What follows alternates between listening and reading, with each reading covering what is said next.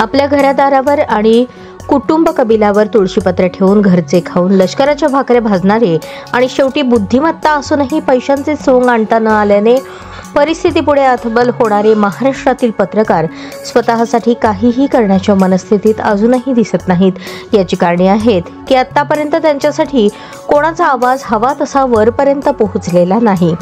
म्हणूनच पत्रकारांच्या भल्यासाठी म्हणून ज्या योजना आणि उपक्रमांचे गाजर सरकारकडून आज अखेरपर्यंत दाखवले गेले आहे त्या सर्वांचा शून्य फायदा महाराष्ट्रात झटणाऱ्या सच्चा पत्रकारांना होताना दिसून आलेला आहे। या सर्व योजना पत्रकारांचे जीवनमान उंचावण्यामध्ये अपयशी ठरले आहेत।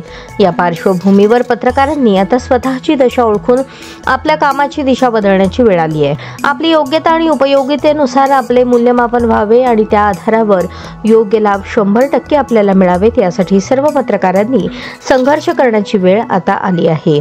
पत्रकारांच्या हिताच्या विचारांच्या या वाटेवर चालताना अंतिम संघर्षापूर्वी सर्वात प्रथम गरज वाटते ती म्हणजे पत्रकारांच्या संघटनांची। हे संघटन करण्यासाठी राष्ट्रवादी काँग्रेस शरदचंद्र पवार पक्षाकडून सर्व पत्रकारांना आवाहन करण्यात येत आहे की ज्या पत्रकारांना समाजासाठी संघर्ष करण्यापूर्वी स्वतःला सक्षम करण्याची गरज वाटत असेल त्यांनी नियोजित संघर्षात आपला सहभाग ताबडतोब नोंदवावा।